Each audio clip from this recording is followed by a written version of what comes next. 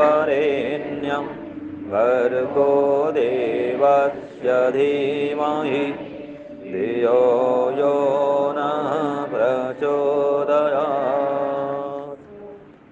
सम्माननीय धर्म प्रेमी सज्जनों, परमपिता परमात्मा की असीम अनुकंपा से आज हम इस परिवार में श्रीमती आशा जी और श्री अनिल जी, आपके सुयोग्य पुत्र श्री राहुल जी के विवाह के अवसर पर हमने यह यज्ञ का समापन किया है।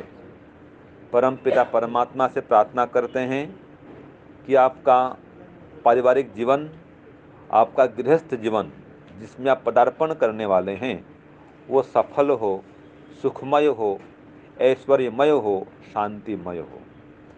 और हमने उपदेश तो किया, आदेश भी दिया, निर्देश भी किया, संदेश भी दिया, आशीर्वाद भी दिया, लेकिन ये फलीभूत कब होगा? जब आप इसके अनुरूप कुछ आचरण भी करेंगे। जैसे कि घर में यदि आप सुख शांति चाहते हैं, कलह क्लेश नहीं चाहते हैं, तो सबसे बड़ा उपाय है चुप रहना सीख जाओ। सबसे बड़ा उपाय है, जो जितना अधिक शांत रहेगा, चुप रहेगा, उस घर में कलह क्लेश कुछ भी नहीं होगा। एक व्यक्ति बोलता है, वो चाहे कोई भी हो, पतिदेव बोले कि पत्नी बोलती है, पिताजी बोलते हैं, कभी कोई बेटे भी बोल देते हैं। भाई ऐसा मौका आता है, कोई भी एक बोलना शुरू किया, दूसरा आदमी जो भी सामने हो वो चुप हो जाए, पलट कर उत्तर न देवे, जवाब न देवे। जहाँ जवाब देने की प्रक्रिया शुरू होती है वहाँ पर फिर वो वातावरण बिगड़ जाता है। और खास करके लिए देखिए, राहुल जी के लिए ज़्यादा नियम है भाई, बेटों पर यह नियम ज़्यादा लागू होता है कि माता पिता कुछ भी कहें उनको पलट करके उत्तर नहीं देना है, जवाब नहीं देना है।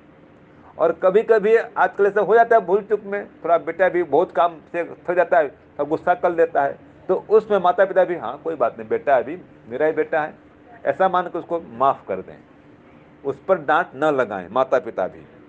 तो जिस परिवार में परस्पर प्रेम पूर्वक सब व्यवहार करते हैं, मधुर वाणी का ही प्रयोग करते हैं और एक दूसरे को सहन करते हैं, याद रखिए, चाहे पति पत्नी हो, चाहे पिता पुत्र हो, चाहे दो भाई हो, दो बहन हो या भाई बहन हो, जो भी घर में रहते हैं, जहाँ पर परस्पर सहन शक्ति नहीं है वहाँ पर शांति होने वाली नहीं है। तो एक तो सहन शक्ति को बढ़ाएं और दूसरी बात समन्वय स्थापित करें। समन्वय माने कुछ उनकी बात आप सुने, आपकी बात कुछ वो सुने, दोनों एक दूसरे की बात को माने और सामंजस्य स्थापित करें। सामंजस्य जहाँ होगा उस परिवार में सुख बरसेगा, वहाँ पर कल्याण होगा। और जो सुख का भंडार है, जो शांति का धाम है, वो परम पिता परमात्मा, उसको कभी नहीं भूलें। देखो, गृहस्थ में जो प्रवेश करता है उसकी जिम्मेदारी बढ़ जाती है, उसका दायित्व बढ़ जाता है। पहले राहुल जी बहुत खेल कूद करते थे, मुझे पता है, खेलने में कूदने में, है ना, सबकी रुचि होती है भाई। लेकिन अब विवाह होने के पश्चात वो खेल कूद इतना फिर नहीं रह पाता है। याद रखिए, जो मनोरंजन है दोस्त यारों के साथ में वो कम हो जाता है, कम करना ही पड़ता है, जिम्मेदारी बढ़ जाती है, तो घर के बोझ बढ़ जाते हैं। तो पिताजी के कार्यों में आपको सहयोग करना है, हाथ बटाना है, ठीक है, फिर बटाते ही आप तो हाथ बढ़ाते हैं, सुयोग्य हैं, लेकिन अब जिम्मेदारी पूर्वक और अधिकांश तन मन धन से समर्पित होकर के जो कार्य परिवार का है उसका निर्वहन करना है। तो ये सभी जो सांसारिक काम होते हैं, इन सब को करते हुए भी और बढ़िया से करते हुए, किसी काम को छोड़ना नहीं है, जो संसार का व्यवहार है, परिवार संबंधी, सगे संबंधी सब व्यवहार, उसको भी निभाएं। लेकिन जो आपका असली व्यवहार है वो ईश्वर से बने रहना चाहिए, उससे आपका व्यवहार टूटना नहीं चाहिए। क्योंकि हमारा परम मित्र, परम साथी और हर जन्म का माता पिता, यहाँ तक कि पुत्र भी, याद रखिए ईश्वर माता पिता तो है और पुत्र भी है।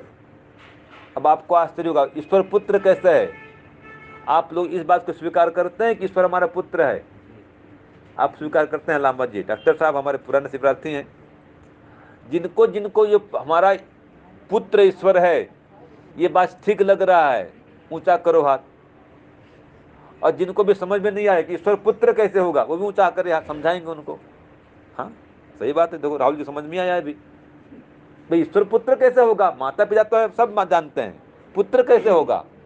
तो देखो पुत्र की परिभाषा पहले समझ लो, पुत्र किसे कहते हैं? पुंग माने नरक, ठीक है, त्र माने तारने वाला, और नरक माने भयंकर दुख, दुख, कष्ट, रोग, शोक, पीड़ा। तो इनसे जो तारता है वो पुत्र कहलाता है। याद रखो भाई, पुत्र कौन होता है? जो पिता को दुख से तारता है। मैं पहले भी आया था आपके यहाँ, आपने कहा कितनी सेवा की अपने पिताजी की, माता जी की, है ना? ये जो माता पिता की सेवा करते हैं, उनको दुख से तारते हैं, ये पुत्र का कर्तव्य होता है। पुत्र का भी और पुत्र वधू का भी, ये आपको सिखाना है राहुल जी।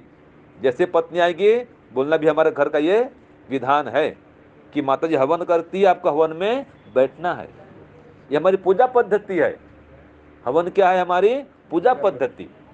तो ईश्वर की इससे उपासना होती है, स्तुति होती है, प्रार्थना भी होती है। तो सब परिवारजन मिल करके ईश्वर को बढ़ना, ये गृहस्थ धर्म का मुख्य कर्तव्य है।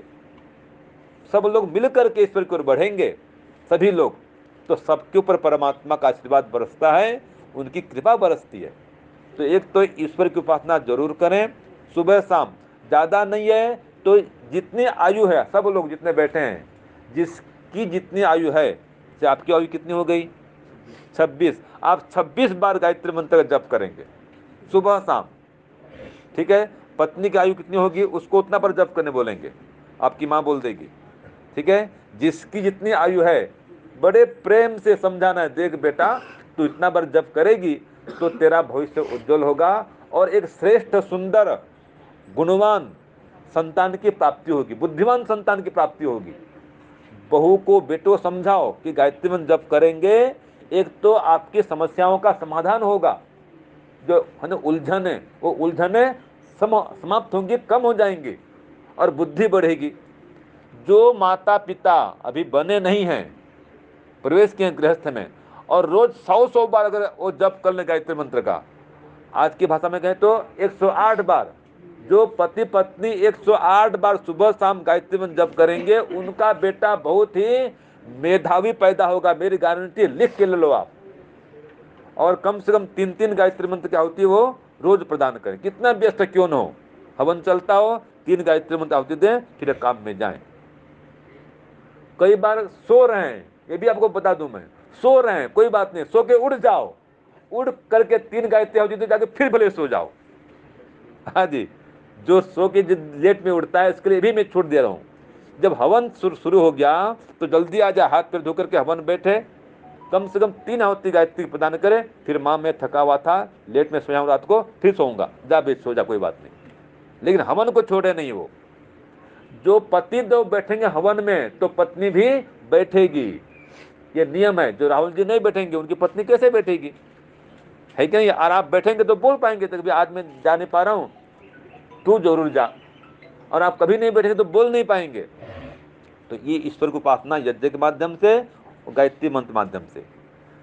तीसरी बात है, देखो अभी भी शायद करते होंगे, रोज माता पिता को प्रणाम करना है भाई, पैर छूना है, छूते हैं नहीं छूते हैं? ये दायित्व तो बढ़ गया आपका। तो 10 बजे उठा, 10 बजे उठे तो भी, 11 बजे उठे तो भी, वो अपने काम में जाएगा तो आपको नमस्ते करके जाएगा, बस आप जहां हो आपके पास जाएगा, नमस्ते करेगा और जाएगा। लेकिन अब तो 10 बजे उठेगा भी नहीं ना, हमने नियम कर दिया, हवन बैठेगा वो तो 10 बजे उठना ठीक नहीं है भाई। देखो जो गृहस्थ है, प्रवेश किया, मैंने पहले कह दिया, देखो ये तपस्या का आश्रम है जी, आप समझते हैं बड़ा सुख का आश्रम है, ऐसा नहीं है। जितने गृहस्थ हैं पूछ लो, संतान को पाल पोस कर बड़ा करना, धंधा व्यापार नौकरी करना आसान है क्या? आसान तो नहीं है भाई। ये तपस्या का आश्रम है, हमारा भी आश्रम तपस्या का है। सभी आश्रम में तप तो करना पड़ता है, सबके तप अलग अलग होते हैं। तो गृहस्थ में जाकर के भी जो सोते रहेंगे 10 बजे, वो नहीं चलेगा भाई, जल्दी उठना पड़ेगा। और ये पालन करेंगे तो फिर आगे आने वाली बहू भी हाँ, बहू भी करेगी और बेटा भी करेगा। नियम बना लो आज से। हाँ, आप अगर जल्दी उठेंगे फिर आपका बेटा भी जल्दी उठेगा। याद रखिए, संस्कार सब पढ़ते हैं। नहीं पढ़ते जी। हाँ जी, मैं 3 बजे उठता, ये 10 बजे उठता। वो ये इसको बोलते हैं अपवाद। वो सब समझता है बेटा का जल्दी उठना चाहिए, पता है क्यों जी? पता है आपको है ना भाई, कि पिताजी बढ़िया करते हैं, उनको पूरा पता है कि पिताजी बढ़िया काम कर रहे हैं। अब मेरी कमजोरी है कि मैं नहीं उठ पा रहा हूँ, क्यों जी? है ना, सही बात ये, वो कमजोरी मानते हैं वो। जुआ पड़ेगा ना तो उठेंगे। हाँ, तो सुबह जल्दी उठना है। और जब भी आप मिलो माता पिता से, चलो सुबह नहीं मिल पाए, जब भी मिले, प्रथम बार जब भी दर्शन करेंगे माता पिता का, पैर छू के उनको नमस्ते करेंगे। जो माता पिता को नमस्ते करता है, आप भी सुन लो भाई, पिताजी आए ना आपके, हैं, जो नमस्ते करता है माता पिता, गुरु को भी, ब्रह्मचारी बैठे हमारे, वो नमस्ते करते हैं गुरु जी को। मैं कमरे में था जी, सारे ब्रह्मचारी आ गए, आते मुझे कभी मिले नहीं, देखो कभी मिले नहीं, सबको पैर छू के नमस्ते किए सारे ब्रह्मचारी। ये संस्कार है गुरुकुल का। तो जो माता पिता और गुरु को नमस्ते करता है, उसकी 4 चीजें बढ़ती हैं। बोलो, आयु, विद्या, यश और बल। सबको चाहिए ये, आपको चाहिए बेटा, आप भी नमस्ते करना, है ना। इसको बोलते हैं पितृयज्ञ बोलते हैं। और नमस्ते तो करेंगे, उनका सम्मान भी करेंगे और उनकी आज्ञा का पालन करेंगे। नमस्ते तो कर दिया और बात मानते नहीं तो पूरा फायदा मिलेगा? नहीं मिलेगा। तो नमस्ते भी करो, उनकी आज्ञा का पालन भी करो। ये पितृयज्ञ है। जो मैंने पहले कहा था गायत्री मंत्र करना, ये ब्रह्म यज्ञ है। हवन करना क्या है? देव यज्ञ है। और माता पिता को प्रणाम करना, उनकी सेवा सम्मान करना, उनकी आज्ञा का पालन करना, ये क्या है? पितृयज्ञ है। और चौथा, एक काम रोज करना चाहिए। भोजन करते हैं, माता जी जो निकालती होगी रोटी गाँव के लिए, आप भी जो भोजन करते हैं, भोजन का थोड़ा सा टुकड़ा रोटी का अलग कर दो, बस रख दो, कागज में भले भर दो, या पहले ही निकाल दो एक टुकड़ा। जब भी घूमने फिरने जाओ, गाय तो घूमती रहती है, गाय है, बकरी है, कोई भी है, और कोई नहीं मिले तो उस रोटी को ऐसे चूरमा कर दो, डाल दो, चींटी खा लेगी। जो जाता है गृहस्थ में, उसका कर्तव्य है ये, उसको 5 महायज्ञ करना चाहिए। अब तक तो कोई छूट था, कोई बात नहीं, अब तो आपका दायित्व तो बढ़ गया। तो ये होता है बलि वैश्वदेव यज्ञ। देखो, पशु को मारना और माँ पास, देवी पास बलि चढ़ाना, ये कोई बलि नहीं है। बलि माने पशु पक्षी को खाना खिलाना, ये बलि है। इसका नाम ही बलि यज्ञ है, बलि वैश्वदेव यज्ञ। और 5वां काम है अतिथि यज्ञ। जैसे मैं आया, आपने मुझे नमस्ते किया, अच्छी बात है, आप भी नमस्ते करते हैं। जो भी घर में कोई आए, बड़े बुजुर्ग कोई भी घर में आए, जो भी आता है, ताऊ जी नमस्ते, चाचा जी नमस्ते, ताई नमस्ते, चाची नमस्ते, जो भी घर में आते हैं आपको सबको नमस्ते करो। नमस्ते करने मात्र से उनका एक ऐसा आशीर्वाद मिलता है कि आपकी हर कार्य में सफलता होगी, आपकी उन्नति प्रगति होगी। और जिसके ऊपर में याद रखिए, माता पिता और गुरु जिसके ऊपर प्रसन्न रहते हैं, उसके ऊपर ईश्वर भी प्रसन्न रहता है। तो माता पिता के, गुरुजनों के विपरीत कोई आचरण नहीं करना, उनके विरुद्ध कोई व्यवहार नहीं करना, कभी उनका अपमान नहीं करना, कभी उनका कटुवचन उनको नहीं बोलना। ठीक है, जितना सम्मान करेंगे परमात्मा भी आपका सम्मान बढ़ाएगा। जो बहू अपने सासू माँ की सेवा करती है, सम्मान करती है, सारे आसपास पड़ोस गली मोहल्ले में उसका नाम होता है ना, बहू अच्छी आई है, कितनी बहू ये सेवा करती है कि नहीं है। तो वो इसके लिए बेटा को भी तैयार होना पड़ता है। तो बेटा तैयार हो, बहू तैयार हो जाएगी, तो आपका परिवार स्वर्ग समान सुखदायी बनेगा। ये 5 काम रोज करने होते हैं। और एक काम एक्स्ट्रा बता रहा हूँ, स्वाध्याय आपको मैंने भेंट किया है, चतुर्वेद शतकम, 4 वेदों के 100 मंत्र इसमें है। एक ईश्वर जीव प्रकृति तीनों में समानता असमानता क्या, वो भी इसमें दिया हुआ है। ठीक है, तो एक वेद मंत्र आप रोज पढ़िए। वेद ईश्वर का बनाया हुआ ग्रंथ है, वेद ईश्वर की वाणी है। आपको जब भी टाइम मिले, यहाँ तक कि जब रात को सोएंगे तो भी पढ़ लो, या खाना खाने पहले पढ़ लो, शाम को जब भी आराम करना हो, दोपहर को एक बार एक पेज पढ़ ली, थोड़ा सा देखो मन तो होता है, एक पेज का मुश्किल से 3 से 4 मिनट का भी काम है जी, ज़्यादा तो काम है नहीं। और इससे आपका ज्ञान बढ़ेगा, संसार क्या है, समाज में कैसे व्यवहार करें, सब कुछ वेद में दिया हुआ है, आपको ज्ञान मिलेगा। तो ये आप स्वाध्याय करिए। और अंतिम उपदेश है, एक काम नहीं करना है भाई, 6 काम तो करना है जी, ये सारे पुण्य कार्य हैं, ये सभी धर्म कार्य हैं। एक काम नहीं करना है, वो क्या नहीं करना है? पाप। पाप काम कभी नहीं करना। और पाप किसे है कहते हैं? ये सब समझते हैं। अपेयानाम पेयम इति पापम, जिसका पान नहीं करना चाहिए उसका पान करना पाप है, जिसका सेवन नहीं करना चाहिए उसका सेवन करना पाप है। झूठ बोलना बताओ क्या है जी? पाप है। हिंसा करना क्या है? शराब पीना क्या है? सिगरेट पीना क्या है? पाप है, सीधी बात है। जो जो काम वेद में मना किया है, जो जो काम माता पिता गुरुजनों के लिए अच्छा नहीं है, समाज के लिए अच्छा नहीं है, वो काम पाप है। और कुछ काम ऐसे होते हैं है तो खराब लेकिन समाज में चलते हैं, जैसे कि आप और समाज में जाएंगे, वहाँ वो उनका त्योहार आएगा, बकरी काटेंगे, वो समाज में चल पड़ा है, लेकिन भाई ये कोई पुण्य नहीं है, भले समाज में चलता है। कोई बोले, मैं एक बार गया था राजस्थान में और कोई सभा थी, स्वामी जी लीजिए प्रसाद लीजिए, प्रसाद में क्या? अफीम था जी। वहाँ अफीम बांटते हैं, कोई मर जाते हैं ना, बैठने जो होता है ना बैठक, कहीं बीड़ी बांटते हैं, बीड़ी बांटते हैं। लेकिन ये कोई पुण्य कार्य नहीं है, समाज में चल रहा है। समाज में चलने पर कोई शराब बांटता है, भाई शराब बांटो, बीड़ी बांटो। कोई उड़ीसा में जाएंगे ना, उड़ीसा में विवाह में बारातियों को मांस का सेवन कराते हैं, मतलब मांसाहार भोजन वो खिलाते हैं। समाज में चल पड़ा है, लेकिन ये कोई परंपरा तो है, लेकिन ये वैदिक परंपरा नहीं है, गलत परंपरा है। ठीक है जी, ये परंपरा अच्छी नहीं है। तो प्रयास करिए, जो काम पाप है कम से कम व्यक्तिगत रूप से हम पाप काम नहीं करें। तो मांस, मछली, अंडा, बीड़ी, सिगरेट, शराब, इसको कोई भी हाथ न लगाए। ठीक है, इनसे दूर रहें। हाँ, जो करता है, हम नहीं मना कर पाते, क्या करेंगे, हम तो सेवन न करें इनका।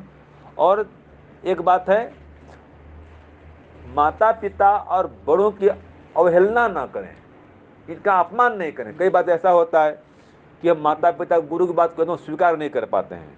ठीक है, तो चलो तुरंत स्वीकार नहीं कर पाते हैं, लेकिन तिरस्कार भी नहीं करें। वो भलाई के लिए कहते हैं, आप चुप शांत हो जाओ और बाद में उसको मानो कि पिताजी मेरे भलाई के लिए ही कह रहे हैं। तो कभी उनका अपमान नहीं करना, तिरस्कार नहीं करना है माता पिता और गुरु का। तो जो इन 7 नियमों का पालन करता है, 6 काम पुण्य वो करता है, और 7वां काम पाप जो नहीं कहा वो भी सब समझ लो। पाप में सब कुछ आ गया, जो मैंने कुछ कह दिया और कुछ नहीं कहा, जो भी पाप कर्म है सब समझते हैं। जिसको करने से भय लगे, लज्जा, शंका की भावना आए, वो पाप है जी। तो पाप काम को ना करो, ये 6 काम पुण्य ये करो, तो आपका गृहस्थ जीवन सफल हो जाएगा, सार्थक हो जाएगा, और आपका यह लोग भी और परलोक भी दोनों धन्य हो जाएगा। आप सबका बहुत सौभाग्य है, हम सबका भी, हम भाग्यवान हैं कि हमको मानव का चोला मिला है। ये हमारे विशेष पुण्य कर्मों का फल है।